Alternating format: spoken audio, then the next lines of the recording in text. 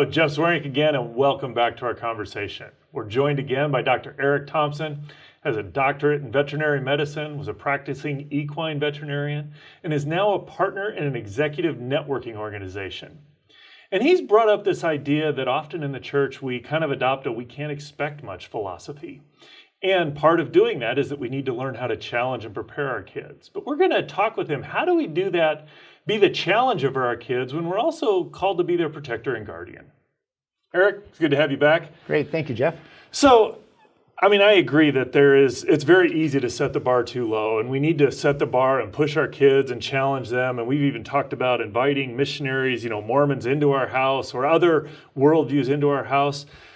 And there's a dilemma or a dynamic that comes up there is that as a parent, or even youth director, we are protectors as well as challengers. How do we do both of those roles well? That as a parent, I think that's one of the scarier responsibilities I've come to learn that I have is to be the challenger. It's easy to be the protector. It's easy to put up the walls. It's easy to create the defenses, but boy, it's harder to throw your kid to the wolves. I think, obviously as kids grow older, in the younger ages, your primary responsibility is protector.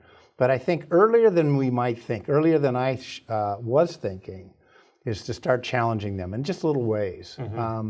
I think that when I hear a challenging question of my own son, my first reaction is to, whether it has to do with faith or whatever, my first reaction is to try to defend and respond by trying to teach him the answer. But he's really not looking for the answer as much as he's looking for my response to the answer. Am I really interested in the truth? So what I do is I turn it around on him and I constantly challenge him. It's actually an easier position to be in, to be the challenger than the challengee, if you will. And what I find in that is, for example, also, okay, so why are you a Christian, Eugene? And what are your reasons? And if he gives me just one answer, I'm going to probe on that. So I think it's our job to literally go out, first of all, as a parent, to understand the hardest questions that are being posed to Christianity by some of the most aggressive atheists, for example.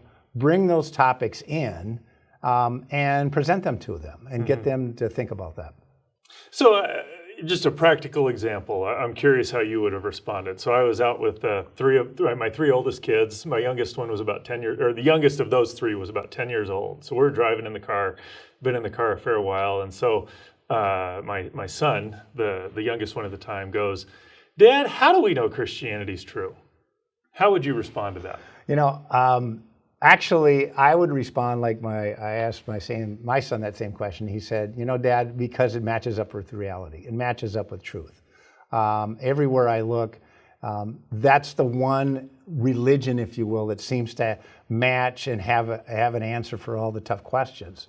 I think the toughest question there that we've gotten into is the problem of evil. And so we'll dive into then, well, how can there be so much evil? How could a good God allow so much evil? And so those types of discussions have been very fruitful, but that's how I would answer it and how he answered it. It's interesting, just your discussion there is, we're kind of dividing protector and challenger as two separate roles. That's a question that almost they're invariably going to get when they're out in the real world. By having that question inside the confines of home, you're actually protecting them. Because you're allowing them a safe place to explore that where they're not out on the spot. So what can we do to, one, change the mindset of being the protector and the challenger at the same time? But how can we practically do that in a way that takes care of them well? Well, I think, first of all, you just mentioned it, change your mindset. I think, first of all, as a parent, we ought to look at what are the leading objections to Christianity, and then bring those objections into the conversation inside the safe haven of a house, and talk about both sides. Secondly, create this environment that not only are questions okay, but doubts are okay. Everybody will have at some point a doubt that comes up in their faith walk. It may be different. It may be different for one kid, one person than another. The point is to pursue that doubt and look at answers to that doubt as opposed to avoid that doubt. So creating an environment that you not only can bring up questions at home, but bring up doubts as well. Do you ever go and specifically push on your kids to make them uncomfortable? I try to do that all the time. In fact, they will say that. Yeah. I try to do that. I'm looking forward to, actually, in the case of, again, my youngest is to get him out in some of these immersion experiences that J. Warner Wallace and Brett Kunkel do that really throw them in the environment of some strong atheist discussions and to see what it's like to be able to articulate your faith in those type of situations. So I know you've worked quite a bit within the church as well, and so there's one thing to do that as a parent while you're at home. How can we work effectively both as parents and encouraging the people who are in the church? Or, I'm specifically thinking of pastors and youth directors who seemed to have an incredible amount of stuff on their plate. The idea of challenging and pushing kids often drives people away. How do we come alongside and foster that environment that we've done in our house? How do we facilitate that happening in the church in a way that doesn't just wear the pastors out? That's a really good question, and it's one that I'm working right now. I happen to have the benefit of working with a small church that is really embracing this concept. And I understand the tensions, not the tensions, but I understand the pressures of very little time with these kids. One of the key pieces there is to reach the parents. The parents obviously are with these kids many more hours a week than the church is with their parents. So we really need to educate and support the parents and communicate closely with them with what we see happening so that they can facilitate and help this. I think once we have done that effectively, or at least gotten started to do that in a really good way, which I think we have in our particular situation, then really coming next to the ministry staff and say, okay, how can we inject a lot of the apologetics throughout a curriculum in churches to say, okay, why should we believe what we're talking about? And what are the objections to it?